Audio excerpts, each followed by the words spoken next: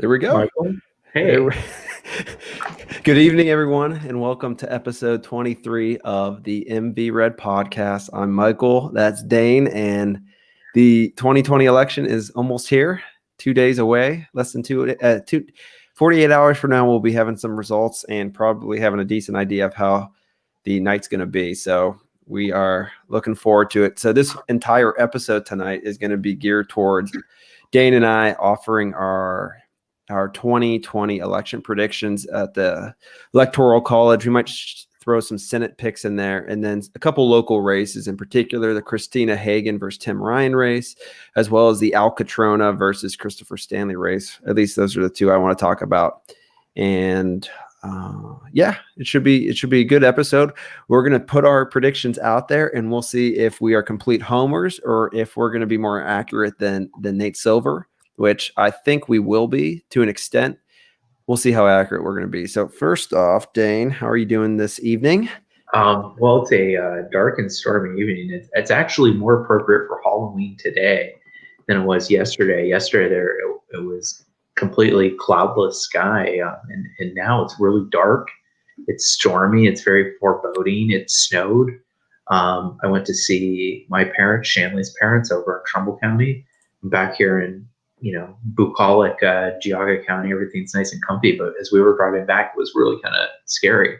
I don't know if that's foreshadowing for the election and the winter that's about to come,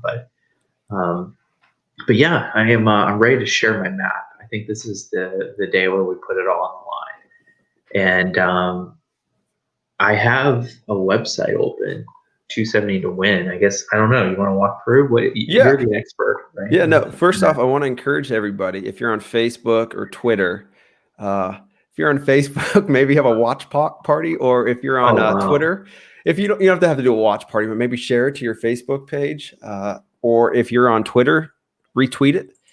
And throughout the evening, I'll definitely be watching the chat, and I want to encourage everybody. I'm gonna comment already. What's this backdrop? Yeah, I did paint my office. I will add some background behind me, but it's a blue wall. That's what it is, Swick. It's a nice blue wall. Hopefully not predictive of a blue wave on Tuesday night. But please share it on social media, and I'll be checking the chat. But I want people to share their opinions in the chat as we go through state by state. Curious to hear everybody's opinion. So let's go, Dane. You want to start it off? So I'm going to start it off. I think I'm going to share my screen. And I want to share two things, okay? First of all, I'm trying to think of the way to think through this, right? I think anybody that comes to you and says, I know who's going to win on Tuesday, 2 days from now, is a liar, right? I think this is one of the most unpredictable elections I've ever encountered. And I think it's unpredictable for three reasons. First and foremost, it's COVID-19, coronavirus, whatever you want to call it, the Wuhan flu. I think it's affecting turnouts in ways that we don't know. I don't think anybody knows. There's been massive early voting. I think 95 million people have early voted. And I think that that's really going to affect with the results. We could see some potentially very screwed results, right? So that's point number one. Point number two is 2016. We heard time and time again that Hillary was 50,000 points ahead. And of course she lost, right? She won the popular vote, but she lost the Electoral College. And Trump won a pretty convincing Electoral College victory with 306 delegates or electors, I think is the technical term. And the polling methodology being so wrong in 16, but then in 2018, they called the blue wave, and we got the blue wave, right? So it seems like they fixed it, but nobody's really certain of whether or not they did, right? So that's point number two. And then point number three is Donald Trump himself. He's a unique phenomenon in politics. He's not like any other politician. And I think he creates weird, different combinations of the electorate. I think the way to understand American politics is to understand that we are going through a massive realignment in terms of the two political parties. I think the Democrats are increasingly becoming a coalition of the very wealthy and the very poor. So think of, the illegal immigrant that may have just crossed into the United States, as well as the tech billionaire in California.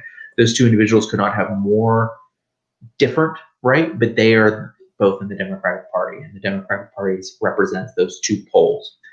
The Republicans, which traditionally were a WASPy, small c conservative party, are increasingly becoming this populist working class party, where working class men and women across the country are starting to flock to them, right?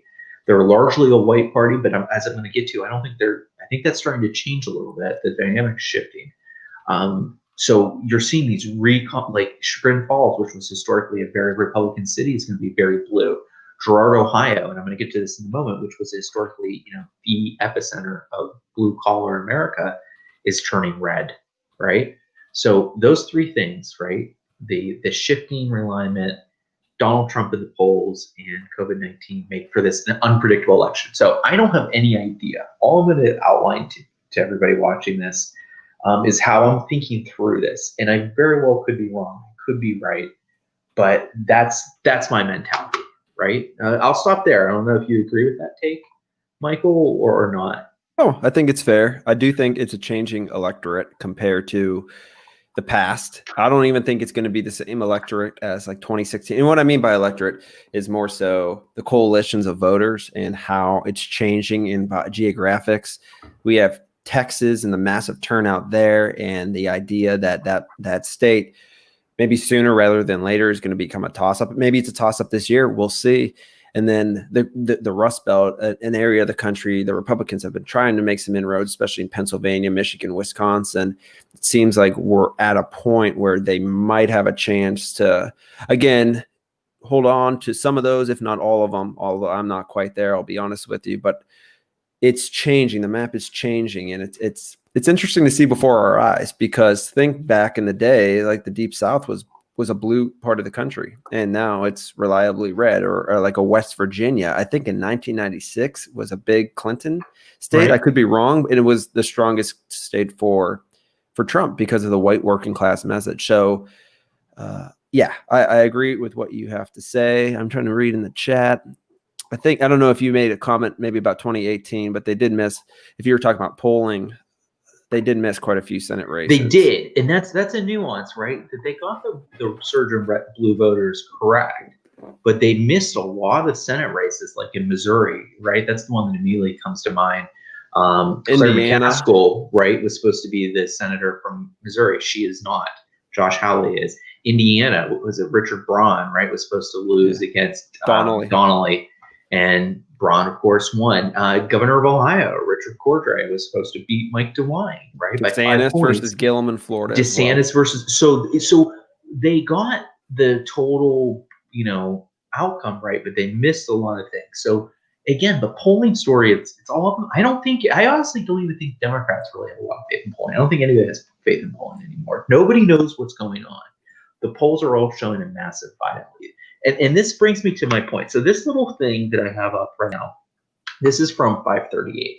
So if you search 538.com, okay, you go to this little thing, right? Not their forecast, but you can pick the winner. So right now, 538.com, I think everybody knows Biden's massively ahead in polls, right? Trump is behind.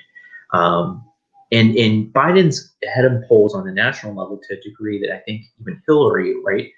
There's two things different. Biden has a greater lead, but Biden has had a more consistent lead. Whereas in 2016, Trump would rally, then fall, then rally, then fall, and Hillary would spike and then fall. So there's a lot more volatility. Biden has had this consistent poll lead. Trump has had, this 5 to 8 point deficit consistently, right? And that's I think there's some truth to that. So anyways, go to the 538 website, go to this section, right?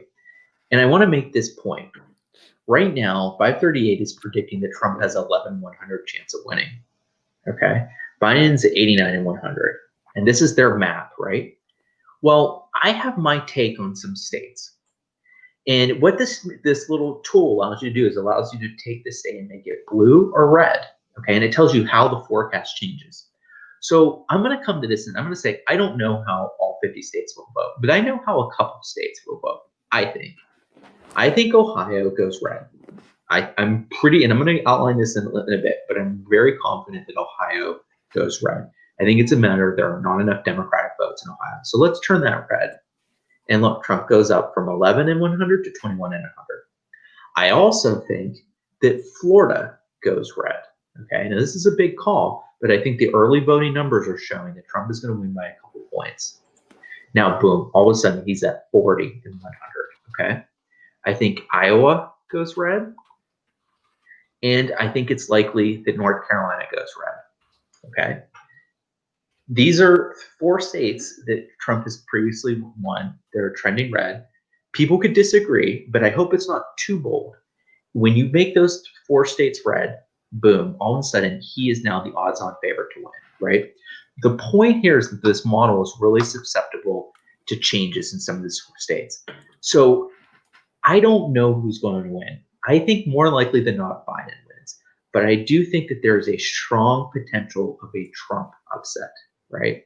And I am of 2 mindsets. I think it's like a 60% chance that Biden has a narrow win and a 40% chance that Trump has like a surprising win and just overwhelms Biden. That's my take. I'm going to go through the various states, but this is just the point that like anybody that comes in and tells you that like, oh, Biden's going to win in a landslide and like you're a moron for disagreeing, just flip these 2 states. And Trump is out of Iowa and Ohio. And I think there's really strong arguments that Trump is going to win both of these. Now he's at 25% chance, right? Flip Florida, he's at 42. So it's a lot. My point here with this little exercise, it's a lot closer a race than anybody realizes. No, I agree. There's the infamous, they call it the gold standard poll of Iowa that came out last night. There's a lot of hype about it leading into it because the last poll actually had Joe Biden and Trump tied, and the poll came out with Trump up 7. And again, that's similar to what they came out with in 2016. And then I think Trump ended up winning that state by about 10. And then you had mentioned about Florida, and I am with you. And listen, we both live in Ohio. We both see what's happening on the ground in Northeast Ohio, which is now Geauga, I think, has been a reliably red county, but you're from Trumbull, I'm from Mahoning County. We see what's happening on the ground here. And I keep mentioning this on Twitter. The Democrats can ill afford to lose to 65 to 75,000 votes that they would typically pick up in Mahoning and Trumbull County. And remember, 4 years ago, they lost those 2 counties when you combine the votes by 2,000 votes. Nothing on the ground is telling me that they're going to revert back to the old ways. It's going to be tight again in the Mahoning Valley, which to me makes it the electoral math of Ohio makes it very difficult for the Democrats to win. There's just, unless you just reduce margins in a lot of those rural counties, which I'm just not seeing, I don't see how the Democrats win it. That's just my opinion. I agree. And then the Florida, I've been following closely the early vote data there, because that's one of the 2 states, Nevada being the other one, that gives you an idea of how a state's going to go. And the Democrats went out to a huge lead in the absentee vote, almost 500,000. The Republicans trimmed it to just under 100,000 as of yesterday. I think it's going to settle out around 100 to 105,000 Democrat lead going into Election Day, which on the surface may sound bad. But the last 2 statewide elections down there, the Republicans, I believe, have had deficits going into Election Day, and they won. Furthermore, we all know what a lot of the polling data is showing, where Republicans are far more likely in many states 2-to-1 by 2-to-1 margins to vote on Election Day compared to voting by mail or voting early. So the electorate on Election Day across the nation is going to be heavily Republican. So if the Republicans keep it close in the early vote in a number of these states, it gives them a chance. Yeah. And so that goes back to the other thing that I can't figure out. I think that, the Democrats are going to be leading in the early vote. I think, generally an average Democratic voter is very concerned about COVID. An average Republican voter is not as concerned, right? I don't think that's a controversial statement to make. No. So what I believe that a majority of Americans would vote for Joe Biden over Donald Trump. I think that's real. But I don't believe that a majority of the electorate necessarily will vote for Biden over Trump, or at least in the margins needed for Biden to win, right? Because I think that there's a very real case where Democratic turnout is depressed. And we'll get to this in a moment. They don't turn out, and as a result, Trump wins and he ekes out an electoral college victory again. I think that's so real. I think it's happening. I think it's happening again. I think I don't know where to begin. Where do we begin, Michael? Because I'm getting too deep into it. I Slow me don't down. know. Let's go to Florida because I think that's a good state. And Well, Blake on Periscope had mentioned how many Hispanics are voting for Trump according to the polls in agreed. Miami. It's across the board in Florida. There's a very real chance that Trump can win the Hispanic vote in Florida. Maybe he won't win it, but he might break even or lose it by a couple points. But that's a big improvement because you remember 4 years ago, all the talk was in Florida, Hispanics, they're not going to go to Trump. They're going to push Hillary ahead. And he still won by over 120,000 votes. And the early vote data, and this is why I'm so confident about Florida. Not only did the Republicans reduce the margins quite a bit in the early vote, again, around 100,000, their margins, like we talked about last episode, in Miami-Dade County, are considerably less than Broward County and considerably less than where they were 4 years ago. That is the largest county in the state. It's the second most Democrat county in the state. And again, if the Republicans, Trump could pick off 10% of the vote there. That's 100,000 votes. And it makes the math in Florida much more difficult for the Democrats going into Election Day. Right. I think this is how I'm thinking through it, right? I think Black voters and Hispanic voters are going slightly more Trump than before, right? I'm not saying they're going to vote Trump. I'm just saying they're slightly more. Like Trump's improved with Hispanics and he's improved with Black voters. I think Trump has lost with white voters. I think he's lost big time with white voters with a college degree. I think he's lost ground with seniors, white seniors, right? And I don't know, I don't know how much he lost with white voters, right? Because if he loses a little bit with white voters, but he gains with Blacks and Hispanics, right, he'll be okay. But if he loses too much with white voters, the Blacks and Hispanics are not a large enough share of the electorate to really offset that, right? People forget that the electorate's still 70% white. Like you can go on this, like the demographic tools, and you can say, give a candidate all the Black and Hispanic votes. They'll allow the white vote to go in against them, and that they'll lose, right? They'll lose dramatically. So he needs to win. He needs to maintain his margins with white working class voters, and he needs to control the bleeding with seniors and with college voters, and he can win. I look, people.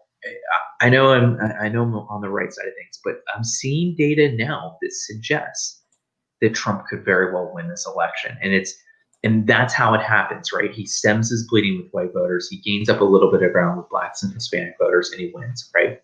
And the other thing that we're seeing happening is that turnout for Black voters in North Carolina and for youth voters across the country is down. Now, people will say, I've seen some facts on it, youth vote's up 80%, right? And they're like, wow, the youth vote's up 80% in early voting. Wow, it's a big youth quake, right? But what they don't say is that the early voting vote is up, say, 200%.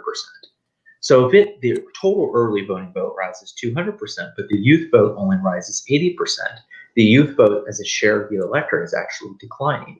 And the same is true with Black votes, right? And I do think that this will matter in states like North Carolina, Florida, Ohio, potentially Pennsylvania. I don't think the youth voters are turning out. I don't think the Black voters are turning out. And again, I think that if you survey them, Donald Trump is losing both of those groups. But if they don't turn out to vote, it doesn't matter, right? Yeah, and I think let's go back to COVID for a second. There are schools right now, universities, that is, colleges that are more hybrid or maybe 100% virtual. And in certain states, just a couple of colleges, 100% virtual, where they are not on campus for the Democrats to get their get out the vote efforts. It makes it challenging to ensure that they're going to rack up those votes with the youth. So we'll see if that plays a role. I know in some of the Big Ten states, I think most of them are in person to an extent. So I don't know if it'll matter, but maybe like in a North Carolina, with Duke, NC State, Wake Forest. I'm not sure how those are, but I'm sure there are universities, large ones, that are mostly virtual or hybrid, where their margins are going to be down a little bit. Real quick, I do want to make mention. So on the screen right now is a tweet from Kevin Cate. Who's Kevin Cate? He's a Democrat strategist from Florida, and he tweeted this yesterday morning, where he said, looking at for Florida Democrats looking at the early vote. As you note here, he talks about being up 200,000 going into Election Day with the early vote. They'd be perfect. This range pretty good, and 120,000 okay. Well, they're at 100,000 right now. Yeah. Which is less than 120K. So from that alone, that should tell you all you need to know about where Florida's going. Yeah. So can we pull up my map? I want to take this and okay, so here's my map, right? This is the way I'm thinking through the election. I put I should put Minnesota as a swing state. Put all the swing states in brown, right? The red states are red, and the blue states are blue. And I'm going to walk you through each state, right? And I'm going to pick. And I wish you could put up a map too. We could compare. I'll have one, and we could go back and forth. Okay, we'll use my map, and then we'll just flip to you. Okay, so let's start with Ohio, right? Polling's looking so for Trump. Whoops, wait, don't worry. I'm gonna remove mine. Sorry. Oh no, you're good. Yeah. So starting with Ohio, polling's looking so for Trump, right? But I took a drive around Girard, Ohio today, and Girard, Ohio voted 56% for Clinton, 40% for Trump, right? And I was shocked. I felt like I was in the deepest red part of Mississippi. The Trump signs, the Christina Hagan signs were overwhelming, and Girard is like a blue area, right, of Ohio. I look at a state like Ohio, and if you're the Democrats, right, you need to win. You win the cities, and you need to win the working class areas of Ohio to get a majority to win the state, right? And I simply don't think that they're doing it. If Girard is as red as I saw a few hours ago, there's zero chance that there are not enough votes. They can turn out Cleveland, they can turn out downtown Columbus, they can turn out, I don't know, Cincinnati. There are just not enough votes for them to win Ohio. And I'm very, very certain that Donald Trump takes Ohio. So I'm going to put that as a nice chartreuse, right? So I don't know. What do you think? Are you with me on this? There's just not enough votes. Yeah. Ohio is going Trump.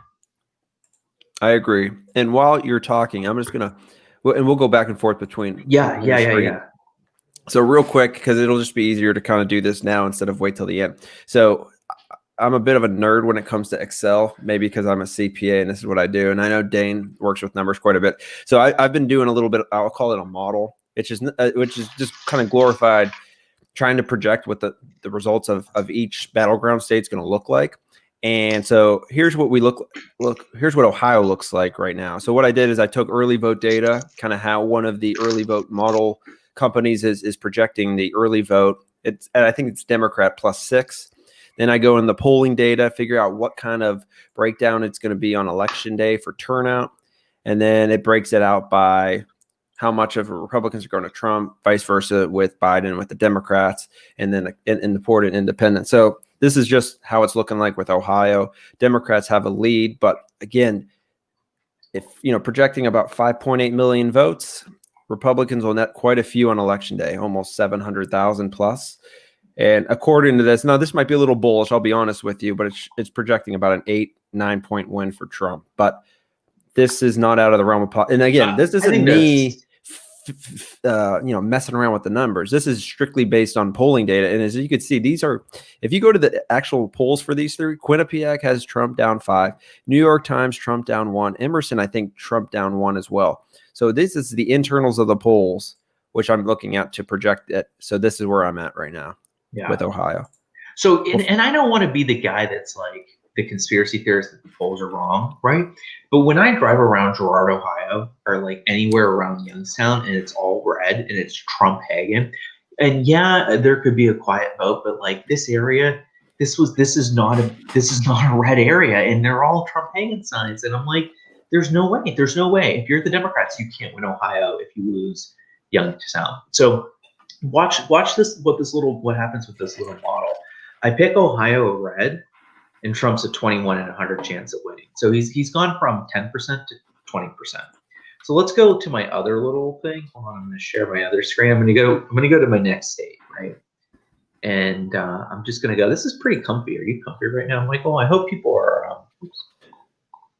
Relaxed. This is a comfy stream. Just relax and talk the election. And we're explaining our process. So if people disagree, which I'm welcome to disagreement, and people might call us homers, but we're providing our rationale for why we're thinking certain ways.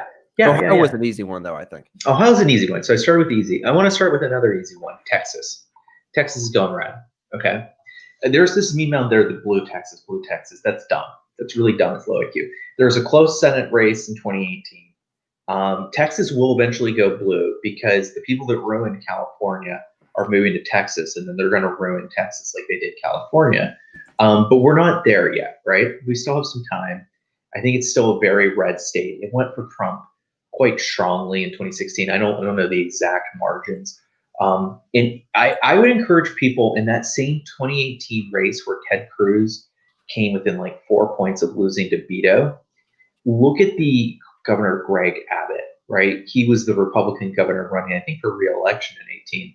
He won something by like 16 points. It was ridiculous, right? I don't have the margins exactly up right now, but it's still a very, very Republican state. So I think Texas stays red, and that shouldn't be controversial. Some of these polls, like, guys, this is the same stupid stuff in 2016. Go type in Hillary Clinton, Texas, right? And there are all these stories in 2016. Hillary Clinton's going to take Texas. It's tight in Texas. It shouldn't be tight in Texas. Trump is going to lose Texas, right? And then he wins by like 8 points or 7 points or something like that. So Texas will turn blue in our lifetimes, not this year. Texas is red. Michael, thoughts?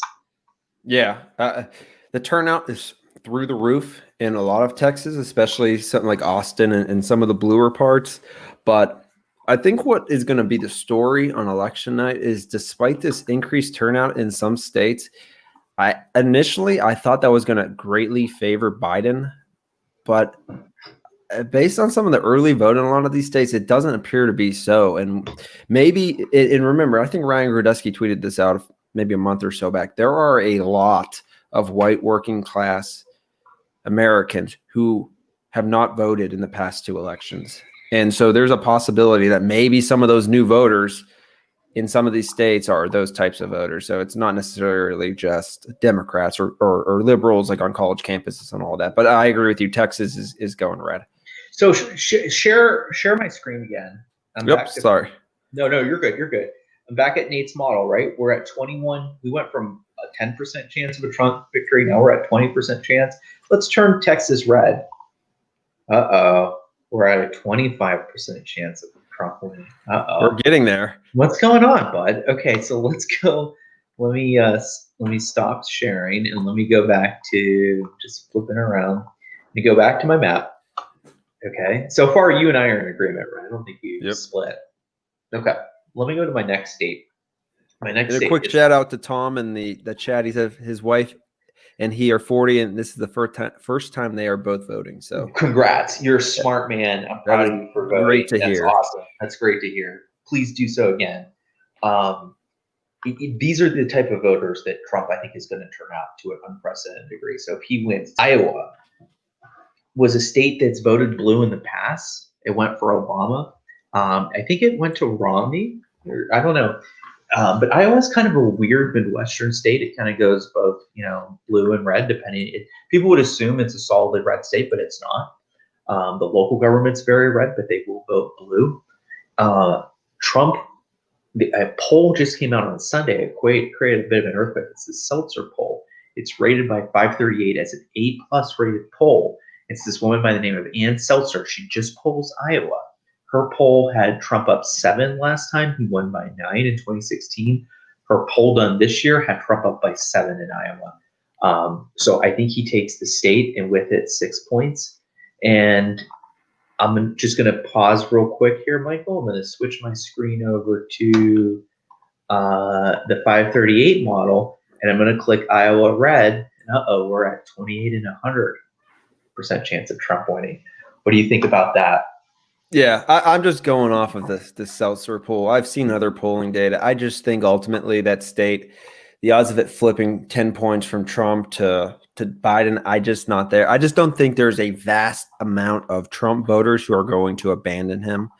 And so I agree with you. I think I was going red. And real quick in the chat, Mike McGlone had mentioned, and I think it's going to be a mess regardless of who declares victory. But he does say it's a worst case scenario. Maybe Biden might have a slight lead on the map going into election night. PA too close to call. I would say probably the reverse. I would not be surprised if Trump, slightly ahead in some of those states, declares victory on election night or something to that effect. And it's regardless of who does what, I do fear for election night in some of these states because there are certain states who are not going to have all their vote in at all. But the key is going to be Florida. If Florida will have all their vote in or a vast majority in, probably by about 11 o'clock. So we'll know if Trump wins that, which again looks like maybe a 1 to 2 point win for him.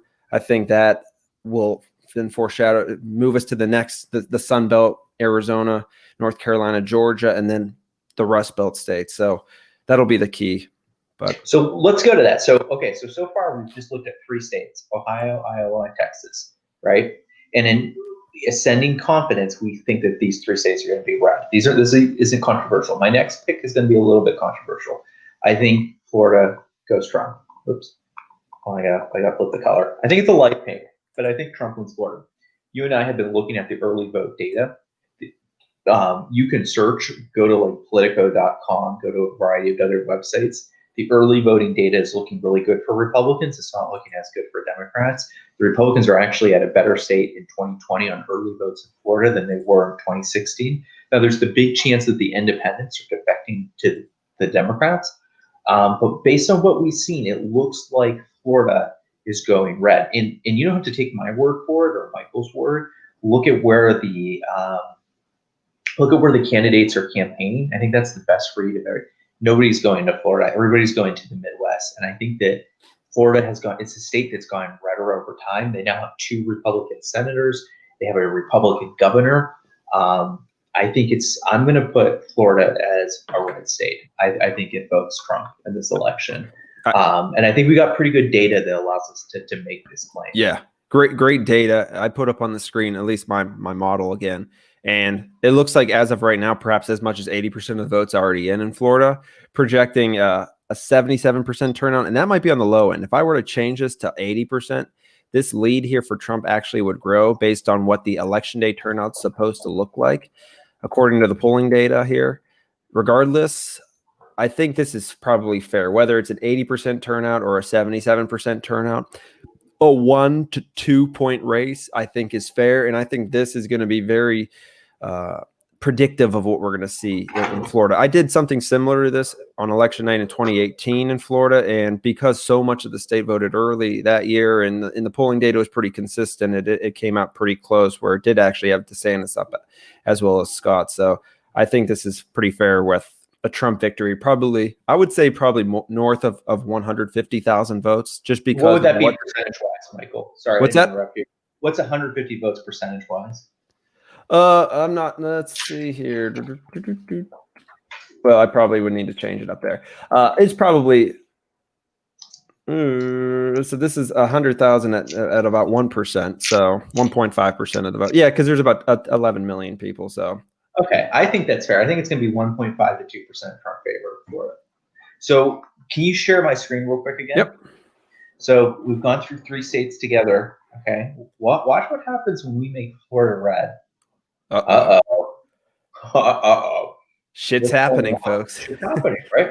And here's the way what I'm trying to do this is step by step and try to bring people along that this isn't, I don't want to make any big calls yet.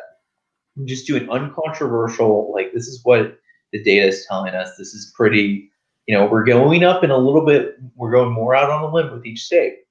But look at where we are. Trump is at a 43 and 100 chance of winning. Wow. Also, this Kit Kat bar is really good. Okay. So let's move on and let's go back to the map. Okay.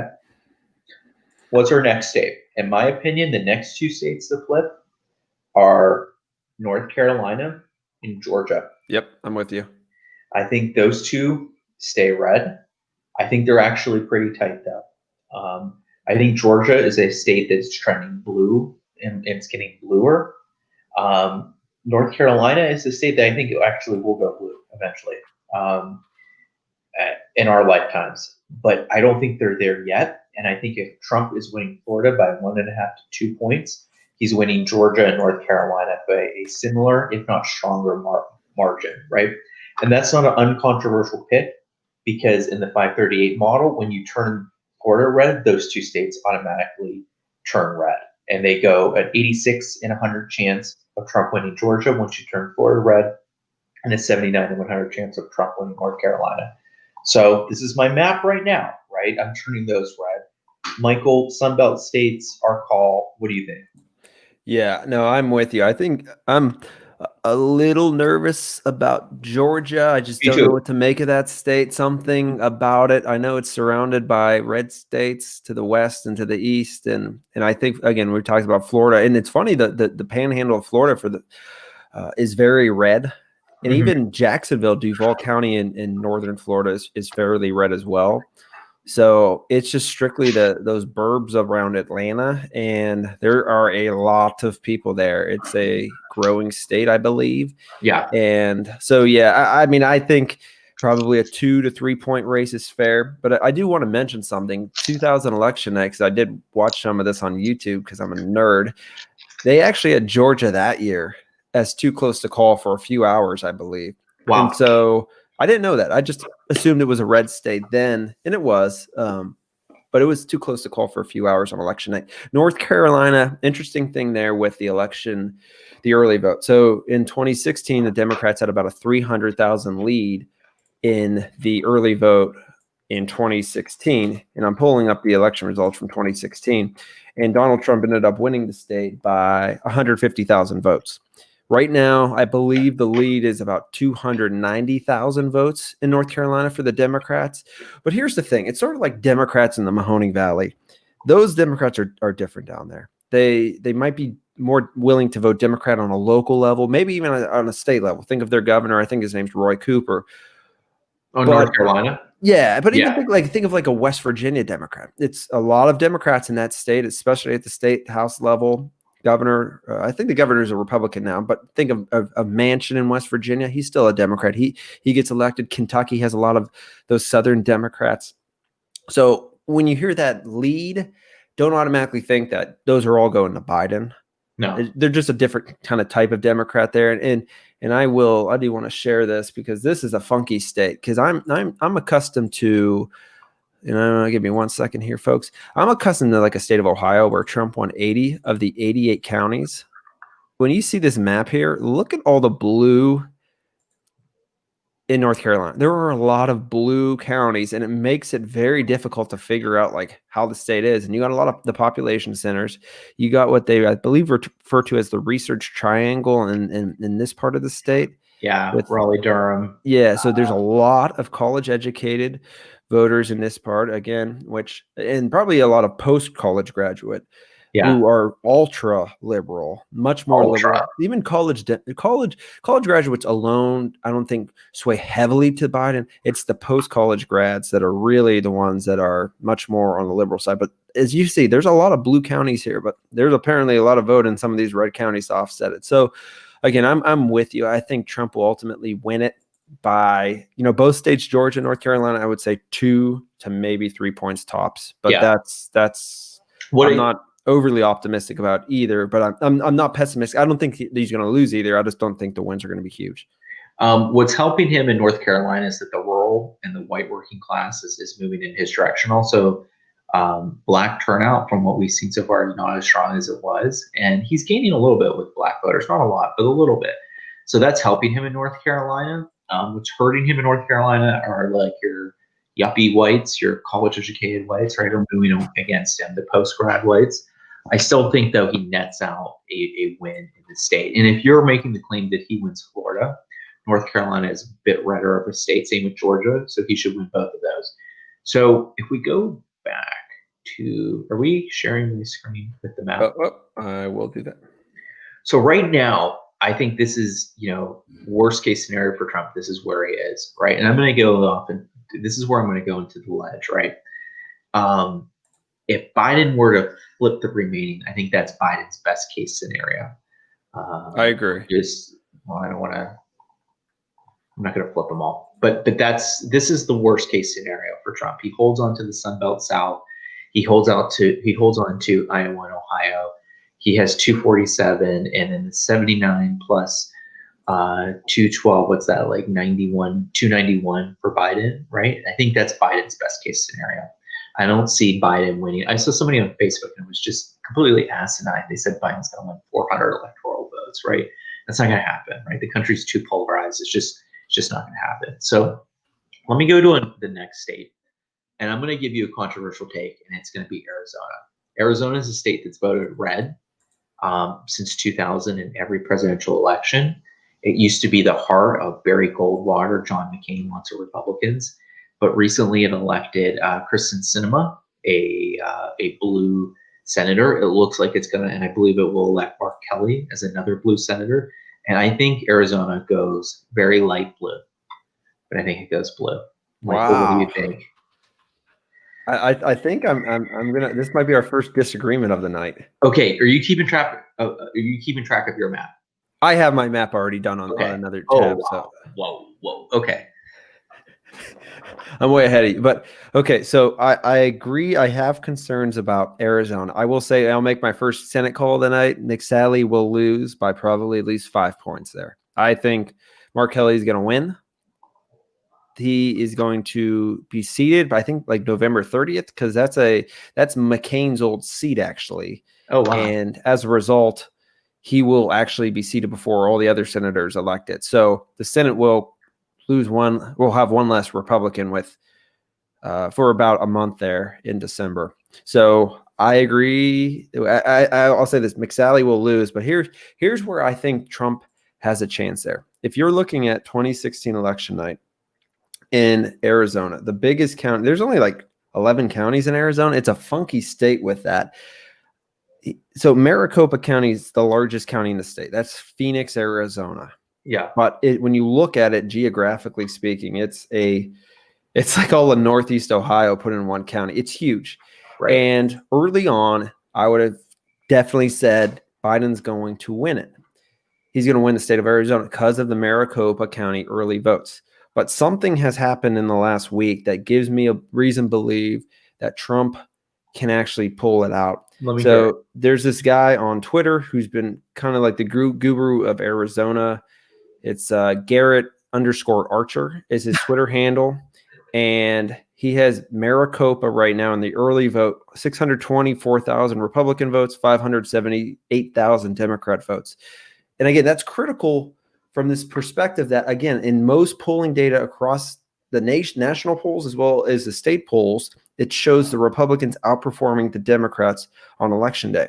So unless the non-party voters, which are 435,000, a significant amount, unless they it's a 10-point margin for Biden, it gives me reason to believe that Trump's able to pull it out in Maricopa. I don't know if he can, but if the Republicans are doing this well in the early vote in Maricopa, I think there's a chance that they're probably doing well in the other parts of the state. I think this is going to be very tight. Yeah. I will just because of that. That's where I'm coming from. It's the largest county in the state. Republicans are all of a sudden taking the lead, and they were down, I think, 5 percentage points, maybe as probably like 2 weeks ago, something like that in Maricopa, and they've taken the lead. So we'll see. I'm saying less than a point for Trump there.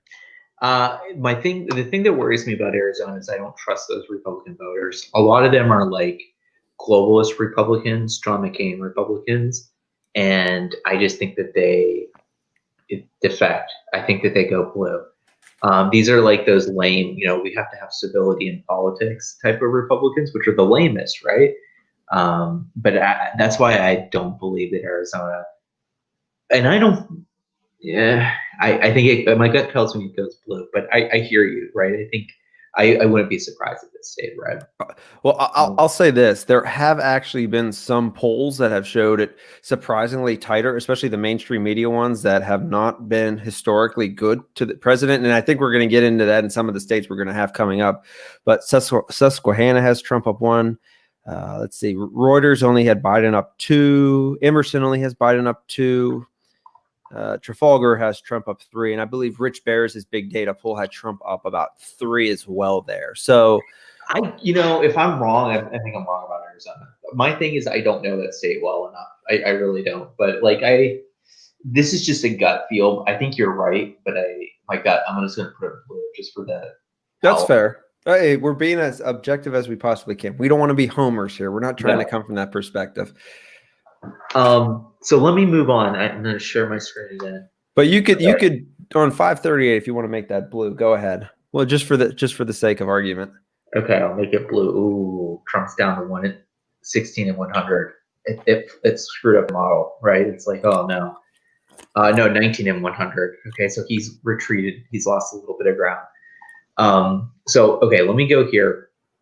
I'm going to make 3 quick calls.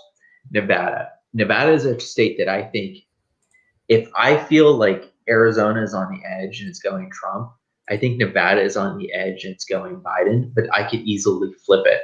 Early data out of Nevada has shown that Republicans have been doing very well. If there's a strong rural turnout, Republicans can win. The other thing going on in Nevada is that their governor, who's a Democrat, is not very popular. He's been very harsh in shutdowns of the state with the COVID-19. And Nevada is a bit more of a working class state compared to Arizona. So I'm going to put Nevada as light blue. I think Biden ultimately wins it because the Democratic machine is really strong in Nevada. But that is a state like Arizona I don't have a high confidence in. And I can easily see Nevada flipping and Arizona flipping. Michael, what do you think? So Nevada, I agree. It's going to be close, but Trump is going to lose it. I think based on reading Ralston reports, John Ralston's blog of the early vote, unless the independents sway by more than 10% to Trump, and unless the rurals come out at even greater margins than they did 4 years ago, I don't think there's a path there. Now, again, I think Trump only lost the state by 20,000 votes last time. Yeah, so it could go either way. I don't know. It's close. And right now, in here's the important thing of Nevada, and I mentioned this the last 2 episodes. There are a lot of polling data at the national level is pointing to a blowout, okay? I would have expected in a state like Nevada, in a state like Florida, where they are very predictive with their early vote of the actual end results, that we would have seen something along those lines. A big surge of Democrat turnout, a big lead for the Democrats. That has not been the case. And actually in Nevada, although the Clark vote is slightly higher than it was 2016, as a percent, I think it's less because there's 200,000 more voters in Clark County, which is where Las Vegas is obviously the most populous part of the state. But the Democrat lead, and I was pulling it up, I think was only around 45,000 votes going into Election Day, from what I could tell. I think as of yesterday. So it's a lot tighter than one would think, especially if you're anticipating a blowout. But it does not appear that that's going to be the case. And I would think it's going to be similar. I think this is one state, probably the only state where Republicans poll better than the actual results. It's usually the flip everywhere else. Biden +2 there. I will say this. One thing that Nevada should tell you is that the poll saying that Biden is going to walk away with this, and then it's a 50-point win for Biden, and he's going to win on par with Obama in 2008. I don't think are true. They're just simply not true. Those polls are not true. The early results, all the data that we have, not polls, but actual data, show that those results are not true. So in Nevada, it's your case in point. Like, Republicans are doing really well. Ralston, the expert on Nevada, sorry, I have a little bit of Laffy Taffy in my mouth. Ralston said that, like, Republicans could theoretically win. It's unlikely, but it's possible. He said before that wasn't possible. So this is not a Biden plus 8 election, right? This is going to be tight. This is going to be really tight. Or Trump could theoretically win it big. I don't know, but it's I just pulled up the Secretary of State. Or go ahead. Yeah, go ahead. I was just going to say I pulled up the Secretary of State update as of yesterday. 38 or 39,000 vote lead for the Democrats going into Election Day. Wow. So it does not. That is a state that you would think that there's probably a lot of Californians maybe moving there. Maybe, I don't know. But the population is coming from somewhere to gain 200,000 new votes in one county alone. And I just would have expected that state to become more blue and for it to remain competitive. And one last point on this. The early vote in Nevada has pointed to a surge in rural turnout. And that could foreshadow the rest of the country. Just keep that in mind. We got some good comments from Tom and from Shanley. Tom was saying in Arizona, he thinks that a lot of the older retirees in Arizona have flipped. I think that's a good point. I mean, I think that it's possible that Arizona stays red. Shanley made the good point. Nevada might go red because everybody works in Las Vegas. That is true. And just because you're a Democrat does not mean you're going to vote for Biden in knowing that fact. And again, you can make the argument, I'm a Republican, so yeah, I might say Democrats are going to vote for Trump. There's always going to be some crossover. Yeah. But in a city like Las Vegas that has been really hit hard by COVID and the shutdowns, there could be an issue with some of those union voters that are reliably Democrat actually voting for Biden at the top of the ticket, especially considering Biden is threatening. Well, he actually is not. Let me take that back. He's going to say a national mask mandate. I don't think he's going to shut us down again. Maybe he will, but the risk is higher with Biden than with Trump. And I think one other comment was on Arizona from Blake. Arizona is also ranked as the #1 state for gun rights. I don't know if that means gun ownership or what have you there, but he had mentioned that as well. I'm eating my son's Halloween candy, so if you heard me munching, I apologize. Let's go back to the map, and let's look at two states that are a little weird: Nebraska and Maine. Both of those split up their electoral votes by district. I'm going to just split the baby down the middle. I'm going to say Maine, that one electoral vote goes Trump. I'm going to make it pink. And Nebraska, that one district by Omaha goes slightly blue, and I'm going to make that light blue, and I'm just going to split it down the middle. So 1 point for Mr. Biden, 1 point for Mr. Trump. I'm actually in agreement with you. I do think Nebraska 2 is going to go to Biden. But again, I think it's important to note this might be a one-time thing. I don't know how the redistricting goes in Nebraska, but I would not be surprised with the Republicans having control of the state that they redraw that district for it to be more favorable for Republicans in the Electoral College. If they can make that happen, I would not be surprised. So, but I agree. And I think Maine 2 will go to Trump. So let's go to New Hampshire. New Hampshire is a state that voted for Hillary Clinton by 3,000 votes. I'm going to put it light blue, if for no other reason that I think it's another state that's really close, but I do think that the Democratic advantage is a bit too strong there. The suburbs around Boston are a little too strong, and I think it stays light blue. But I could see it flipping, but I do think it stays light blue. So I'm going to award that to Mr. Biden. I agree. That is a state that Trump lost by 2,000 votes. Yeah, 2,000. Ultra tight. Fewer than watching Rich Barris. It is. He said it's one of the hardest states to poll. Yeah, it's very small, very interesting population. The one curveball with New Hampshire is they are, I believe, from watching Barnes and Barris, he says it's a very anti-war state, and perhaps Trump could pick off some votes from the perspective he hasn't started a new war. So, but I agree with you. It's a state to really watch on election night, though. I think it's fascinating. I wouldn't really read much into any. There hasn't been much in polling data that's come out there. I think one poll had Biden up double digits. The same poll 4 years ago, I think, had Clinton up 11 or 9 points going into election day. So it's a tough state to poll. So I agree with you. I would say New Hampshire is blue. Okay. Now, and real quick, I do want to mention. I'm gonna butcher her name. It's Tao. She has a pretty big following on Twitter, and she's tuning in, and she says, I don't believe that seniors are Biden plus 16 nationally like Quinnipiac is showing. And I would not believe anything that Quinnipiac pushes out because they have become, to me, a joke. We'll know for sure in 2 nights, but they have Biden winning Ohio by 5 points. Actually, wait, I think they do. I believe they do. I better check that before. I don't want to be spreading fake news here, folks. No fake news on this show. Only real news. So we're gonna report facts here. It is 5 points because I did see that one guy tweeted yesterday. They have Biden up 5, Quinnipiac. Okay, so here we come to the Rust Belt states of Minnesota, Wisconsin, Michigan, and Pennsylvania. This is where it gets really interesting. I'm going to start with Minnesota. I think Minnesota is one where Trump lost by 1.5. Minnesota is trending red. I think Minnesota in our lifetime will be a red state. It voted for Walter Mondale in 1984. It was one of the only states to remain blue in Reagan's 84 landslide. I think it stays blue.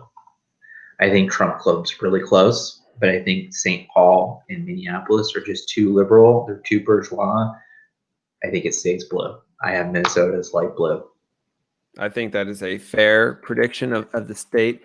Early on, I would have said probably about 3 months ago, that was a state I would have liked the Republicans to go after quite a bit. Yeah. because of, and I'm going to pull up I'm going to share this real quick here, Minnesota election results. So it's these counties up here. Anybody who watches Barnes and Bears knows this part of the state's known as the Iron Range. In polling, it looks like Trump is going to pick off all 4 of these counties, 3 of the 4 at least. And one of them does actually have a fairly big population.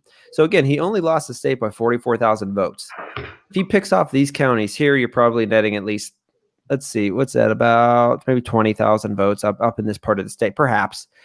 If he holds its margins down in the rural part of the state, he's in good shape. But my concern here is right in this part of the state. Me too. And, yesterday he had a rally in Rochester 2 nights ago, and he was limited to 250 people by the governor. And look at how close that county was. That could have been one that he could have flipped. And it had a huge turnout, actually, of people who couldn't actually attend the rally itself. But I'm just concerned here. I think it's going to be close. I say probably about a 3 or 4 point, maybe 4 or 5 point Biden lead, because these suburbs in this part of the state, I think it's going to come out. But as you can see, if this all moves red, this might be the most lopsided of all the states in terms of county numbers going to Democrats versus Republicans, but the population's right in this part of the state, folks. So yeah, agreed. So I think Minnesota stays blue, but it could flip. It could flip. That's the point of what we're trying to show, is that any one of these states could flip. This is not a Biden landslide. I just don't believe that to be true. Biden wins, Trump wins, I don't know, but I know for a fact it's not a Biden landslide. Everything that I'm looking at, my gut, my bones, all tell me that. So I'm going to make my next call, and my next call is Wisconsin. I'm going to mark that one light blue. I think Wisconsin is a state that was very Republican in the teens, the 2010s. It voted Trump narrowly. I think that they just recently elected. They defeated Scott Walker, lost. They elected I think his name is Tony Evers, a Democratic governor. And Wisconsin has seen a surge in COVID-19 cases. So as a result, I think people have COVID on their mind. And I just think that they defect away from Trump. The Wisconsinite voter is a very peaceful. He or she is the type of voter that's civility matters. We got to be nice to people, that kind of stuff. They're not a very aggressive voter. And I think they have a progressive tilt. Even though they vote Republican, they're always still kind of like light blue Republicans. And I just think it flips back to being blue. So I'm chalking that one up for Mr. Joe Biden. I am in agreement with you, and I'm going to hedge myself here a little bit. So I mentioned earlier how I was using Target Smart, which is a Democrat firm who's modeling the early vote in some states. And right now they have the Democrats up 39.2 to 38 in Wisconsin. It's a 20,000 vote margin in the early vote with 415,000 unaffiliated voters. This would be something that would be pretty concerning to me if I were a Democrat going into Election Day, especially after 2016 when no polls at all showed, outside of Rich Bears, nobody else had Wisconsin going to the Republicans. So from that respect, it's a little concerning. And also I pulled up on the screen. So this is the other modeling company that I think is partnered up with CBS. I could be wrong about that. And they right now are modeling the early vote.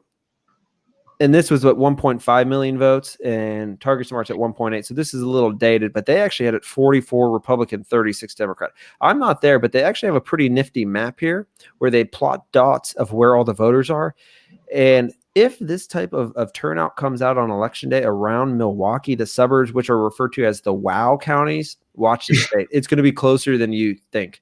I still agree with you, though. I have it blue on my map because it's the polling early on and consistently through this whole election season has been very good to Biden. And ABC is ridiculous for putting out a plus 17 Biden lead there. It's not going to be plus 17. It's not going to be plus 7. I think it's going to be 2 to 4 point Biden win there. But watch those counties around Milwaukee. Yeah. And so let's go to the final 2 states, Michigan and Pennsylvania. I actually think Michigan is a lot closer than people realize. And I think Michigan could flip red. I think there's a lot of discontent with their governor, Whitmer. But I just don't think I think that Trump's win was so narrow. I think it stays blue. Oops. That's fair. Like, Let me pull up my model here to show you how crazy this state is. So I based this on 3 polls right now that are out. Target Smart's modeling the electorate very, very tight. Republican, Democrat. I mean, it's 100,000 vote margin.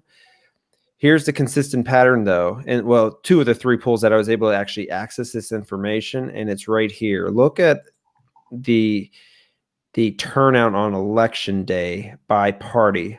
Almost 2-1 in both. If you average it out, it's about 2-1 margins. So if the Republicans get a decent turnout, they're going to greatly outvote the Democrats on election day. And if the Democrats don't get their voters out in Detroit, which was their issue in 2016, they're going to have issues. When you go through all the other metrics here that I use, it has this being less than 1,000 votes. So crazy, crazy, crazy tight. I'll say this, when they send Barack Obama up there, it leads me to think that their internals show it very tight, because I don't see why they would be sending Barack Obama up there. Oh yeah, it's tight. It's tight. This is I just think I'd probably put it about a 1-point race for Biden. I agree. I think it should be blue, but this one, especially watch the Senate race there too. That could be a surprise of the night with John James over Senator Peters. If the right, that's the key in a lot of these swing states. If the Republicans get their turnout out, they can very well win this election, and they could very well win Michigan. Yeah. So let me remove that. So here's my map, and you'll notice something. Biden has 270 to win. Pennsylvania, I think it goes Biden as well. Wow, dang. Yeah. And I think that Biden, this is what I call the 60% probability scenario. It's Biden 290, Trump 248. I think that the reason why I have these states as blue is that the white working class voter slightly defects to Biden, particularly the older voters, because they're concerned over Corona. And the college educated white voter defects massively to Biden. I think minority turnout is low, which is why these states are close. But I ultimately think that's why these states go light blue. I think this is the 60% scenario. I think this is what happens 60% of the time on election night. So before I make my call on Pennsylvania, I do want to show everybody, just so you know, I am sharing my 2016 election night or election preview, just so people don't realize that. I don't want people to think we're hacks or anything. This was my map, 2016, and my map is extremely slightly different. I think off a couple states here, as you're gonna see in a second, but I had it pretty tight, which is again much better than Nate Slimer, Nate Silver, Nate Cohn, G. Elliott Morris, all these liberal pool pundit readers, whatever you want to say. But I just wanted to share that, show where people I'm coming from. So next thing I want to share, though, is my model for PA. I'm much more bullish on PA. Really? Yes. So, and let me explain why. The early vote here is a disaster for the Republicans. Yeah. But I really spent some time this evening before the episode digging into my model and trying to provide as accurate of a prediction as possible. And I went with 5 polls, all of which show Trump down. Okay. Emerson, Muhlenberg, PPP, Payroll Protection Program, New York Times, and Quinnipiac. Okay. I got that joke. The Republicans are getting decimated by 2-1 margins in early vote. Here's what's interesting, though. Look at some of these. Well, unfortunately, I only got two of the 5 polls actually told me what election turnout. But look at this. In both of them, 80 to 84% of Republicans plan to vote on election day. This is why it's key that Trump was in Pennsylvania and made 4 stops yesterday in PA, and he's going to be making, I believe, another stop there tomorrow. It is turnout. If the Republicans get their turnout on election night or election day on Tuesday, I think they have a legitimate chance of winning. Here's the thing. if you look at this early vote data from Target Smart, and I haven't pulled this up recently, but I thought at one point, a couple of weeks ago, about 55% of it came from two counties, Allegheny and Philadelphia counties. I'm pulling it up right now just so I know when I'm talking about counties. Let's go to Philadelphia, because this is going to give you an idea of the state itself. And just so you know, another thing, Rich Barris is polling this state right now, and he had it as a virtual tie. I think Biden was like a 0.4. It was ever so tight. So yeah, so 300. Let's see here. About a 300,000 vote margin in Philadelphia County alone in the early vote. It's projecting right now. Democrats have to get their margins up in Philadelphia to win. Nonetheless, here's how the model works. Here's the key, though. And where am I looking here? It's showing a very Republican electorate, which I don't believe is accurate. But again, I'm basing this on how it's flowing, and I'm predicting about a 73% turnout. I think this is too high. I think it's going to be less than that. But I wouldn't be surprised if on election night Trump has a lead of 50 to 100,000 votes. The key, though, my concern is how it currently stands, where they can accept ballots that are not postmarked in PA for up to 3 days after, and they might still count. Now, the Supreme Court has yet to rule entirely with the full body with Amy Coney Barrett on there. But I think that they have issued a statement of some sort that said they have to segregate those ballots. This is my concern for election. I know Mike McGlone had commented something like that similar or earlier in the episode, but Trump being up and Trump's lead going away because of those votes, and it goes to the Supreme Court. That is my worst case scenario, but I could see it happening. I could too. I do have Trump winning Pennsylvania. I think Pennsylvania is the key, and that is a very narrow path. And I'll share my other screen real quick to my let's see here, to my map. Where's it at? So this is kind of how I had it with my toss-ups. And well, let me just make these red. I again had Arizona going red ever so slightly, and I would say, whoops, that is going blue slightly. And I think ever so slightly. PA and Arizona, I think, are going to be the two closest states of the night. Wow. And that is how, and as you can see, it's very similar to my 2016 map when I had Trump actually losing the election. But I just think Western PA, and I think the rural vote will come out. It ultimately comes down to turnout, Dane, in Pennsylvania. If 80% of Republicans say they're going to come out in the polling data on election day, if they come out, they have a legitimate chance of winning. So let's pause for a second. Okay. You and I are of similar mindsets for a lot, right? Where we agree, Sunbelt stays red, Texas stays red. Outside of Arizona. Outside of Arizona. That might be Southwest, whatever you want to call that. Southwest. Southeast, let's say, stays red. Iowa and Ohio stay red, right? Neither of us are forecasting a Biden blowout, right? I agree with you wholeheartedly that this race comes down to Arizona and Pennsylvania. I feel like you might be right on Arizona because it's voted red so often. But they voted Kristen Sinema with like 2.5 points. A blue I'll senator. say this, though, about that. I think McSally is a weak candidate. She's a horrible candidate, right? And that's why she's going to lose by at least 5 this time, I think. In office. So it's a state that is going to have 2 blue senators. You don't disagree there, right? Nope, I agree. 100%. So that just, to me, seems like, I don't know. That makes me nervous. It makes me extremely nervous. Pennsylvania? I don't trust Pennsylvania as far as I can throw it. And it's a huge state, and I can't throw it very far. And what I see happening in Pennsylvania, look, I'm going to be upright. I don't know that state well enough. If you imagine it's like a red T, right? So the center and on the top is red. You've got blue Allegheny and blue Philadelphia. I think that the Pittsburgh suburbs are trending red, but I could see them going Biden. And Philadelphia, all the Republicans in Philadelphia defect to Biden, and Biden wins the state.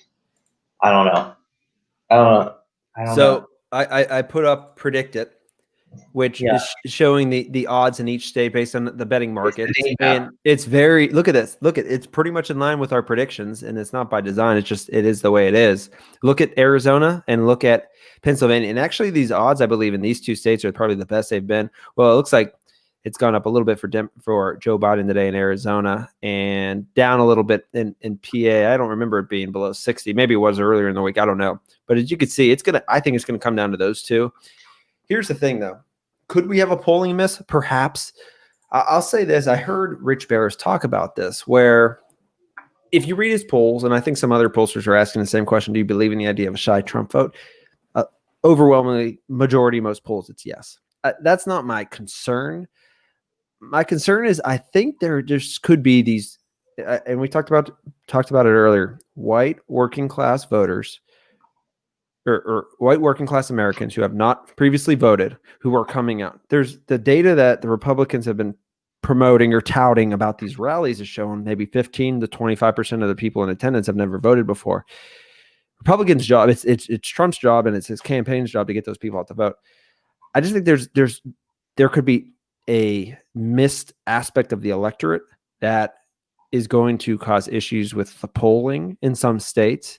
And I think that's why you have a gap between +7 in Iowa and a +17 in Wisconsin between what 538 refers to as two A-rated pollsters. And I think Seltzer knows her state. And I think she probably took the time to make sure she adequately sampled through the rural parts. And I'm not sure if that was the case with ABC. I could be wrong. I'm just explaining where I'm coming from with why I think Trump could win, or could even pick off a Wisconsin or Michigan. I think those two are going to be tight, but I just think his best chance for sure is Pennsylvania. I actually think his best chance might be Michigan, but I'm crazy. Look, I think that we can sum up this election. I want you to be right, by the way. I want to be so wrong. I want to be so wrong that everybody comes back and they're like, Dane, you're a moron. You completely missaw what was going on. Michael Metzinger is a genius. You know, he is the king of the MV Red podcast. You're just a bitter inherit to his fame. I hope that happens. I am worried about seniors. I'm worried about independents defecting, and I'm worried that the white working class surge in the rural areas doesn't happen. I'm confident that minority turnout is going to be down. I think this could be one of the whitest electorates we've seen in some time, ironically. I think Hispanics are defecting to Trump. So there is good news for Trump. I just think that people are so spooked about COVID, they vote for Biden. Even though I think, look, this is going to go off on a tangent here, but like the whole thesis was that Trump mismanaged COVID and the cases were spiking. Well, Europe is going under lockdown now. The second round of lockdowns in France and England and Spain and Italy. Did they elect Donald Trump as president? Right? Like that whole argument I always thought was a stupid argument. Like, what was Trump supposed to do? Right? Like create antibodies and shoot it to everybody? I don't know. But I think that people were genuinely spooked about COVID and they vote for Biden as a result. I don't know. I want to be wrong. I want to be wrong so badly, but I'm just scared. Yeah, I'll say this. I think COVID was a killer. If he loses, he's going to lose because of COVID. Yeah. And I think he was destined for a huge win. You know, we talked about it before COVID. I was saying at the time 55 to 60% odds that Trump would win. And I honestly think with the economy the way it was, there's no reason he wouldn't have won handily. I think COVID hurt him. You mentioned another thing, and I know, let's go back to this idea of turnout. So early voting, Florida through the roof, Arizona, it's up. In a lot of these states, it's up. In those two states I just mentioned, in Nevada, it's up. But what isn't up? Democrat leads aren't up. There's something there with this turnout. I don't know what it is. Here's the thing, Michael, though. But we're only there, the problem with those early voting arguments, I see them all the time on Twitter, is that there's Democrats and Republicans, right? And it's like, yeah, Republicans are doing a kick-ass job on early voting. and Democrats are fucking blowing it on early voting. But the question is, what about independents? And my fear is that independents swing towards Biden. So, like, if Republicans are up in early voting by 5 points, but independents are going Trump or going Biden by 10, Biden wins the state, right? Correct. Like, that's my big fear. That's what I don't know what independents are doing, and I'm afraid that they're going Biden. And they could, but I guess I would challenge you on that with this idea that I think they're, again, in some states by 2-1 margins, the Republicans are going to beat the Democrats in election day turnout. And can it be enough to offset some of those, the independent and Democrat spread? I think so. Like in a state like Florida that has a Democrat electorate, actually, I think about 180,000 more Democrats in the state than Republicans need a +3 turnout to win the state, and I think they're going to get it. They just do a better job of getting their voters out. In a lot of states, that's why when you look at a poll, registered voters are more typically better for Democrats, and when you go to a likely voter model, it becomes a little better for the Republicans because Republicans are more likely to vote. I still think this idea with turnout is going to be the interesting thing. And I said it earlier in the episode. I thought turnout alone would have favored the Democrats, but I don't know if I'm seeing it yet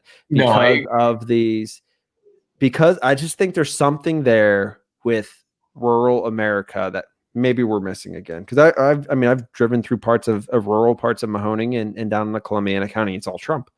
Yeah. And that was the case 4 years ago. I just don't think we could have lost much support there. Gerard is Trump. Like, that's why I don't think Trump's losing Ohio. Gerard is like urban area, right? It's not suburban, it's not rural, and it's huge Trump. I don't know.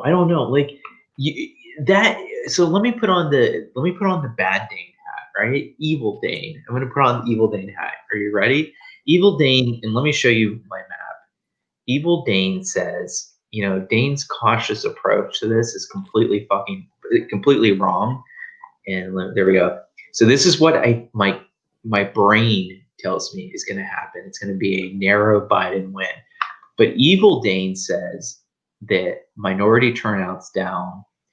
The white college voter defection to Biden is overstated, and there's going to be a huge surge of working class and rural turnout.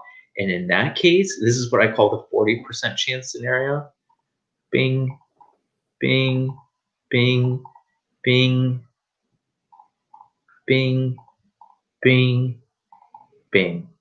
Trump wins by a greater electoral college. You're not far off there. I think in quite a few of those states, it's going to be, I'm predicting like 2 to 3 point Trump deficits in those. And again, a slight polling miss, all within margins of errors, could easily shift those. Yeah. I don't know. Yeah. So a couple comments in the chat that I want to mention. Shanley had mentioned that she is more bullish than you, Dane, and that although the arguments are sound, she still thinks Trump wins. She's more concerned, and somebody else I'm going to mention it here in a second is, and I'm very concerned about this too, about delayed returns getting dragged out and post-election fallout. Blake had mentioned in the chat about the second debate may have saved Trump with undecided voters. I think so. It gave them a reason to vote for him. It gave him, when we talked about this, I think last episode, he handled himself well. He showed restraint. And I think a lot of those undecided voters at this stage were probably, like his policies, were looking for a reason to vote for him still. I think they gave him that reason. And then Mike in the chat, Mike McClone mentions, hate to be pessimistic, but I think election results will take perhaps as much as 2 to 3 weeks to come back. So much is at stake for each side. COVID cases are going to go up. State shutdowns, perhaps some states. Market tanks. He says he predicts a very difficult 6 weeks, which again, this is 2020. Anybody who says they know what's going to happen doesn't know. And that's why it makes this election that much more difficult, because common sense says if you read the polling data, Trump's going to get clobbered. But, we went state by state there and gave our analysis as to why we're presenting it this way. It's not far off where Trump could win this election. Yeah. It's not. It's going to be either a narrow Biden win, as I think it is, or a Trump win, which is kind of stupid, right? Either Biden or Trump is going to win. Yeah. I don't think it's a Biden landslide, right? I don't. We probably could agree, though. I think popular vote for sure for Biden. Yeah, by like a couple points. If Trump does win under my scenario, watch it. I've become a little bit more bullish on this. I would say a Biden +5, Trump could still eke it out under my scenario. Yeah, I think so. I think so, which is crazy, right? And there actually is some polling data out there to show a +5, actually, which is not too far out of the realm of possibilities. So let me just end the episode because I was bearish on Trump's chances, and I think he loses on Tuesday. I hope I am wrong. Let me end the episode by saying this. I really hope people vote for Donald Trump. And the argument for Donald Trump is not based on his character or his personality, but based on the simple fact that he is a massive middle finger to the establishment. The establishment of both the Republican, the Democratic parties has destroyed this country. They have hauled out our industrial base. Both Democrats and Republicans have outsourced your jobs. They've sent your sons into foreign wars to die for little gain for our country. They are the upper middle class in this country believes in truly toxic and destructive ideologies, critical race theory, all this stuff. It's going to destroy our country. And I do believe that the upper echelons, not the average Democrat, but the upper echelons of the Democratic Party, I think that they hate America as it was. I think they seek to change it through large-scale immigration. And I think Trump is not the man we want, but the man we need at the moment. And he stands against that. And, I think that Trump has been a godsend to people, working class voters. The key policies that we need are imposed by the establishment. One, redoing these trade deals where we've outsourced our industrial base. Trump has stood up against China. He's implemented tariffs. He defeated TPP. He has renegotiated NAFTA. So the trade deal is number one. He's prevented an open market in trade. Number two, he has curtailed both illegal and legal immigration. Okay, if you want working class voters to get ahead, you have to turn off the spigot of low-skilled immigration into this country. It destroys the bargaining power of labor. And in fact, over the last 3 years, wages for those at the bottom quartile, so the people with the least amount of education, or people that make the lowest of wages, they've seen their wages increase the strongest under Trump. It's not the yuppies who have done well under Trump, it's the working class who has done well. And in terms of foreign policy, the bipartisan establishment loves to send American boys to die in some foreign desert, right, with little benefit to America, whether it's Iraq or Afghanistan or Libya or Syria or Kosovo or any of these areas, right? And Trump has been the president of peace, right? And he has pulled our troops back. He has resisted the foreign policy establishment, which seeks to invade half the planet and then invite in their refugees in the United States. And oh, by the way, sorry, your neighborhood that you grew up in, they don't speak your language. They don't believe your same beliefs, and you're in a foreign country in your own home.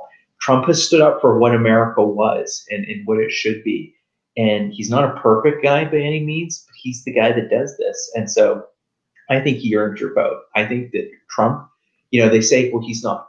One of the worst things are like Republicans that are like, he's not a typical Republican. Well, thank God, because typical Republicans were helping destroy this country. And we wouldn't have Justice Kavanaugh right now if we had a typical Republican, because they would have abandoned him. No, they would have abandoned him, right? Typical Republicans were weak and cowardly. And so I'm going on a rant, and I apologize, but I just want to say, like, if you're on the fence, what the hell do you have to lose? 4 more years of Trump. We had an economy prior to COVID that was strong. We were at peace. And the media threw tons of these dumb stories about him. And if you're like, well, I know, but he's not really a nice guy, and he's just a little gross and vulgar. Yeah, well, Bill Clinton raped women. Ted Kennedy killed women, and the media celebrates them as heroes. George Bush caused 500,000 Iraqis to die and get blown up, children without fathers. It's not very decent, but he was a nice guy and said odd shots. The media has no problem with him.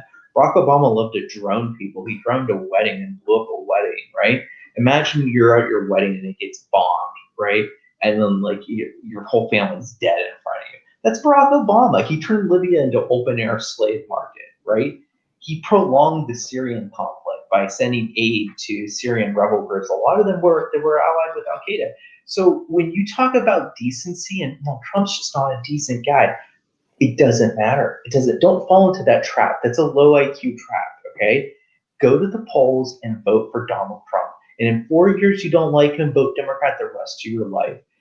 Don't let these far left radicals destroy this country. I don't care if you're pro unions and pro the minimum wage and you like universal health care, that's all groovy. But if you melt this country down, if you burn it down, this is the last best hope on earth. After America falls, we're done. Okay, the light of Western civilization will go out permanently, and we will be in 1,000 years of darkness in the desert. So damn it, vote for Donald Trump. And be glad when you do so, because he's a good man to vote for. So there you go. There's my close of the episode. The Dane endorsement, stamp of approval. Yeah. So I want to say this, folks. 2016, I did not like Trump. I did not want him to be the Republican candidate. I had not only did I have a Kasich sign, I also had a Rubio side, because I was, as they like to refer to, a never Trumper. So I was a never Trumper. I'm not as bad as the Lincoln Project. I'm not as bad as Mike Murphy, Joe Scarborough, all these other folks. I was willing to give the guy a chance. Joe Scarborough at the end of killed the his day, intern. What's that? Joe Scarborough killed his intern, by the way. Okay, Trump, keep going. Sorry. Trump was pushing that. No, I'm saying this because ultimately why I decided to vote for him. Well, first off, I was never in a million years ever going to vote for Hillary Clinton. But I was concerned about 3 weeks. Whole Access Hollywood tape came out. I'm like, Trump has no chance. I was wrong. But I ultimately did decide to vote for him because it's the Supreme Court. He's delivered not one, not two, but 3 Supreme Court picks. He promised that he would deliver tax reform. He has delivered tax reform. He has cut the corporate tax rate. He has provided a 20% small business deduction for business owners who aren't incorporated under who doesn't have a C corporation for tax purposes. I know I'm kind of talking like a CPA here. Blake Benio had mentioned in the chat, Middle East peace deals are also proving the Trump strategy is working. A lot of that actually might be Jared Kushner, who I'm not necessarily the biggest fan of, but he's delivering. I'll give him credit there. He has got us. He's pulled our troops out. He has kept us out of wars. He's renegotiated NAFTA, which is issue number one. Ron Verb has been talking about NAFTA for 15 years. I know from listening on 570 in Youngstown. He's renegotiated NAFTA. He took on the Chinese. He, as Dane says, he is an imperfect person. He is rough around the edges. I don't like a lot of his tweets. I think he is his own worst enemy at times. But you're damned if you do. You're damned if you don't with the guy. You're damned if you do, insofar as if you go with him, he's going to deliver, but you're going to have to deal with the fact that he could be an a-hole at times. He could be an ass. Okay, there's no way around it. But if you don't support him, you're left with a radical left, and they are radical. Joe Biden is not going to last 4 years in the White House. We've seen enough clips of them talking about Kamala Harris being the president. Please, if you're on the fence, please send us a message, me or Dane, and we will chat with you. If you're on the fence about voting, vote. Okay. Please. Well, we talked only about if you're voting red, but yeah. But again, I'd imagine if you're tuning in, you probably are more willing to vote red. So that's my endorsement. He is not perfect by any stretch of the imagination. I wish he would clean up his personality, but that's just how he is. And maybe that is you take it, you accept it, but he delivers with it. So I'll say that. Mike McGlone in the chat says, fantastic info. Love the research and methods put in the predictions. Great episode. We appreciate that. John Metzinger from McDonald, 272 for Trump, 258 for Biden. Kelly Motika, the nicest guys are secretly the worst. Oh, that's so true. Joe Biden. Robert Switka, I'm voting, but my God, it has been the most annoying year to date. I wonder if Switka voted. Well, I'll have to text him about that. A few other things real quick. Robert Barnes followed us during the episode on Twitter, so he probably tuned in at some point today, so that's pretty cool. That's pretty cool. Pittsburgh Post-Gazette, Toledo Blade today both endorsed Trump. First time the Post-Gazette, I think, in probably 40 years has endorsed a Republican. First time since 88 that Toledo Blade has endorsed a Republican. And ultimately, the last point I wanted to make, election night. Pay close attention to the Mahoning Valley. What happens here will be symbolic of the rest of the Rust Belt and foreshadow how it's going to go. If Trump does well here or wins, expect Trump, I think, to win Pennsylvania and perhaps win Michigan. If it's similar to 4 years ago where it's pretty much 50-50, Trump takes Trumbull, loses Mahoning, it's going to be tight. And if Biden does well here, Biden's going to be the next president of the United States. Those are my final. Real quick before we leave, though, we have 2 local races. I'm going to throw a third one in there. Christina Hagan, Tim Ryan. Dane, your pick. Christina Hagan. I actually think she wins, and I would never say this, but Gerard sealed it for me. There's so many Hagan signs. The enthusiasm is organic and real. I think Christina Hagan wins. If Trump wins Ohio 13 by 5 points, which is not out of the realm of possibility, Christina Hagan with the win. Anything less than that, it's going to be tough. I think it's going to be tough. I think it can be done with the right turnout.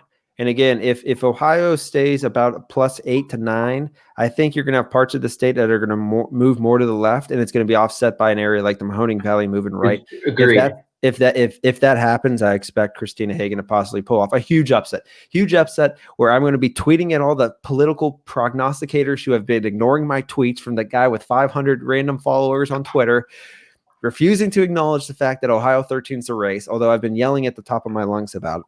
So anyways, that's that race. Then Ohio 59 state rep. This is in Mahoning County, the whole county of Mahoning, with the exception of Austintown and Youngstown.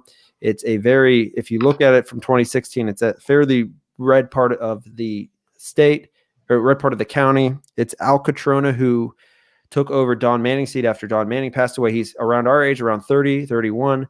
He's taken on Chris Stanley. They're both from Canfield. I don't know if, Dane, do you have any pick on this one? Yeah, I think he probably wins. He seems like a nice enough guy. He's been advertising a lot. Yeah, he'll win, sure. He does have, he's raised quite a bit of money, and I expect him to win. I think he has a favorable district. I actually think of all the Republicans on election night, he has the best chance of winning in Mahoning County. And I would think probably to the tune of between 52 to 55% of the vote. I think he'll win by at least four points on up. There's a ton of signs. He's done a great job of getting his name out there. So I expect Catrona on. We try, it's my fault. We were going to have him on. I just failed to, it's just too tough with trying to figure out when our episodes are. We will get him on after when he wins. Last race I want to talk about locally. This is actually up in Trumbull County. I think this is one to watch very closely. It's Gil Blair, who I believe took over the former McDonald mayor's seat. He's a Democrat. He inherited his seat. He's running against Mike Loychek. He's a Republican. I think he's a military vet. Watch that race as well. Trumbull is going to go to Trump, and if it does, I expect Loychek to win. And it is, Kelly's informed me, it's the 63rd district. I think Gil Blair wins, but I think it's really close. I think Loychek has a lot of support. I think Hagan has more support. I think Blair wins that one, but I think it's close. Yeah, so it's amazing, though. We're talking about close races for the Republicans here, and that's because of Trump. At the end of the day, it's because of Trump at the top of the ticket. I think he's going to push. So I think you got to watch some states, races across the nation where candidates who have agreed with the president and have run behind the president and his policies, watch them on election night. I think it's possible that he carries quite a few across the finish line. Also watch in Western PA, Connor Lamb versus Sean Parnell. That's Beaver County. That's part of Allegheny County, I believe. That's another district that I think is very similar to Ohio 13, and watch that race as well. If Parnell wins, I expect Trump to win PA. Yeah, me too. I think that one could flip. Any final thoughts, Dan? This was a info-filled episode. I think this was a good episode. My final thought is, I think Trump's going to lose on Tuesday. I hope I'm wrong, but if he does, I hope that the Republican Party does not revert to the party of George Bush and John McCain. I hope it remains a Trump party, and I hope it remains a party of America first, because I think America first is the ideology of the future. I think tomorrow belongs to America first. Who gives a damn what the corporate tax rate is and what the capital gains tax rate is? if we lose our country, right? In the Bible, it says, what profited a man if he gains the world but loses his soul? And I would say the same is true of America, right? And the way that Republicans will win in the future is becoming a pro-American, pro-tradition, working class party that aggressively looks out for America and doesn't want America entangled in foreign alliances and foreign wars, and looks out for American businesses and American workers, regardless of race, color, class, or creed. That's my hope for the Republican Party in the future. Hopefully, Trump wins on Tuesday and I am wrong and that vision can continue. But if he loses, there's going to be a battle for the heart and soul of the Republican Party. And that's the next fight. I'm with you 100%. I think I'll say this: if the Republicans want to retain the white working class vote in the Rust Belt, they better not revert back to their old ways, because they will lose it quickly, very quickly, and all that hard work under Trump will be for naught. John Metzinger mentions Glenn Holmes was who Gil Blair took over for. Yes. Yeah. So thank you. I couldn't remember what his name was. I know John lives in McDonald, so he would have known that one. So that's good. Watch our Facebook, especially our Twitter feed on election night. I'm going to be trying to tweet out a lot of Mahoning Valley data, especially early on. I've been tracking that. I think that is going to tell the story. I know James Malarkey, who is a supporter and watches our episodes, wants to do some live things. So I'm not going to do it. We're not going to do a full-blown live thing through the night. That'll be taking too long. But maybe we'll do some short little live videos throughout the night. Dane, obviously, you're welcome to join us, and we could share maybe 10, 15 minutes of commentary every few hours if you want to do something like that. I would love to. I'll try to. I'm going to get home from work probably late. I'm going to order a pizza and watch the returns. Yeah, so we'll just but regardless, watch our Facebook. Maybe we'll do like a little live chat going on there. But yeah. Want to encourage, thank you everybody for tuning in. A lot of great comments tonight. Kelly wants us to do a live broadcast at Mahoning County Election Night headquarters. It's not a bad idea if COVID and everything else wasn't going on, but I have all my crap already set up. So I'm probably going to do it from the office, which is unlike me. I feel like I need to go do it downstairs like 4 years ago. I don't want to jinx us. And I'll say this one final comment. As glorious as 2016 election night was, oh man, I honestly think this would be even more enjoyable as a supporter of the president, just because the media, the polls that have come out, the poll readers, Nate Silver, Nate Cohn, Dave Wasserman. It's probably the worst of all is actually, I think, G. Elliott Morris. If you read his, he's smug. He's a smug little yes, it's funny. They were all attacking the Seltzer poll last night and quickly calling it an outlier. Yeah, these fucking pollsters are bullshit. I hope to God Trump wins, because not only will I love to celebrate my president winning another election and the red domination of America, but all these fucking nitwit, pricky pollsters will be pushed off a cliff, right? Like, hey, nerds, shut the fuck up. You don't know what you're talking about. Like, that's what I want to say to Nate Silver, G. Elliott, all these guys. They're so. The thing is, it's not that they're nerds, right? There's no sin in being a nerd. It's being a smug nerd, and that's what they are. It's like, hey, I think Trump could win. You're stupid. You can't do basic math. You don't have a PhD in polls like we do. You could clearly see that Trump can't win if you were smart like us. Oh, okay, I'm sorry. That's them. I hate these people. I hate them. Get them out. Go to Canada. These guys should fuck off to Canada, and you can hang out with Justin Trudeau. So yeah, they had a fairly large miss in 2016, but if they're wrong in 2020, it will be far worse based on what the polling looks like and what their models are showing. Because I think right now, 538, I think it's a 10 or 11% chance Trump wins. G. Elliott Morris's it's like a 4% chance that Trump wins. And Nate Cohn, God, he's an actual pollster.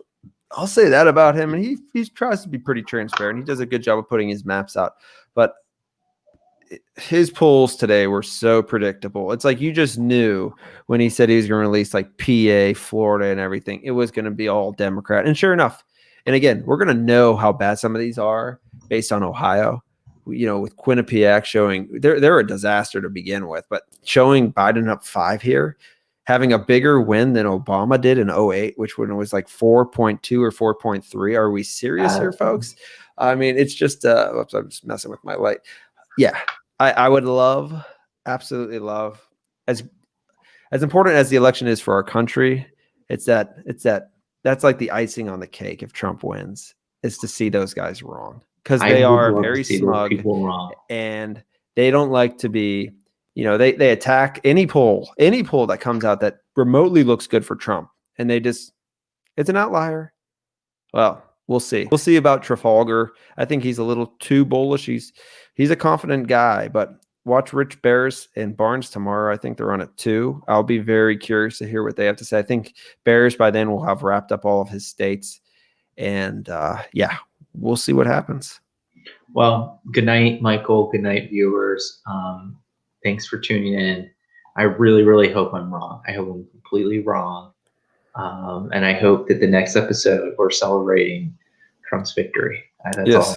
Fingers crossed, and we'll see who's Arizona and Pennsylvania are the 2 I think we got to watch. Florida calls, again, how it's going to go. Florida, we will know by probably 11 o'clock. If Florida goes Trump, we're in for the long haul. And I don't know if we're going to necessarily know the results election night. If Trump loses Florida, it's over. Yeah, I agree. Yeah. Who would have thought 4 years ago that was not, if he would have lost, there's actually a chance he would have won. You take his votes, he actually would have won, but I don't think that's the case this time. So we shall see. Thank you, everybody, for tuning in. Please subscribe on your favorite podcast app. Again, follow us on Twitter. Like us on Facebook. Tell your friends, tell your family, tell anybody you know who likes politics. Check out this episode. We'll make sure we promote it like crazy here over the next 48 hours.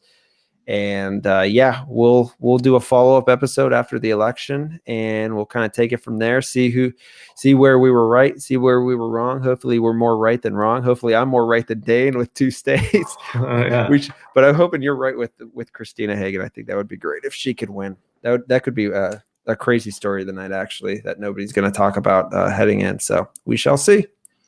Well, it was a pleasure doing this with you, Michael. I'll see you next time. We'll have a new president next time we talk. That's right. All right. Take care, everybody. Bye, Michael.